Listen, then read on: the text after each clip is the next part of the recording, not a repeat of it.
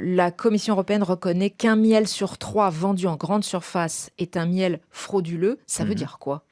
Bon, en fait, c'est facile. Moi, j'étais acheteur pour un des plus gros importateurs français de miel et je répondais aux appels d'offres de la grande distribution française en marque distributeur.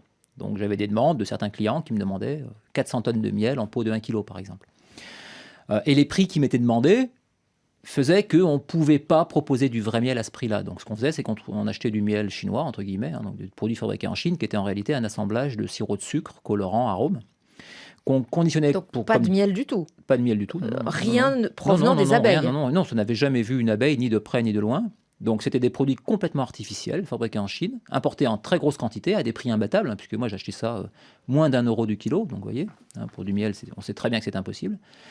Et ensuite, c'était revendu à la grande distribution. Mais ça, c'était, je vous parle, enfin, j'ai commencé à faire ça il y a peut-être plus de 10 ans. Du Et ensuite, miel, ça existe encore aujourd'hui. C'est quelque c'est chose ça. qui se pratiquait avant que moi, je m'en occupe, qui s'est pratiqué bien après et qui se pratique encore aujourd'hui. Comment c'est possible? C'est possible parce que, en fait, les C'est quoi autorités... les trous dans le filet là C'est que les autorités de la sont... certification, Tout le monde, enfin, de la déjà, norme tout le monde le sait. C'est-à-dire que les professionnels le savent, nos clients le savent, puisqu'on est transparent avec nos clients. Les professionnels du miel, les apiculteurs, le CETAM, le Centre technique de l'apicole de la Moselle, enfin, tous les professionnels le savent. On sait très bien.